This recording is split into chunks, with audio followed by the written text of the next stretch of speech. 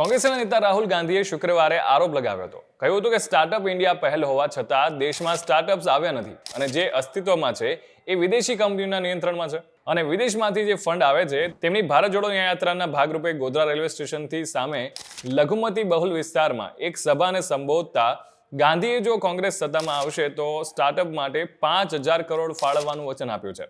અને એમણે એ પણ વાત કરી હતી કે તમે કોઈ સ્ટાર્ટઅપ જોયા છે? શું તેઓ ક્યાંય જોવા માટે છે? એક પણ અસ્તિત્વમાં નથી અને જે કરે છે તે વિદેશી કંપનીઓના નિયંત્રણમાં છે.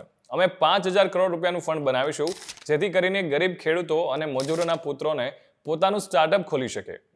રાહુલ ગાંધીએ પણ કહ્યું હતું કે કન્યાકુમારીથી લઈને કાશ્મીર સુધીના ભારત જોડો યાત્રા દરમિયાન યુવાનોમાં બેરોજગારીના મુદ્દે મુખ્ય મુદ્દા તરીકે ઉભરી આવી હતી. અને એમણે કહ્યું કે અન્ય એક મુદ્દો એ પણ હતો નોટબંધી અને જીએસટીને કારણે દેશમાં નાના અને મધ્યમ કદના વ્યવસાયો ખતમ થઈ રહ્યા છે.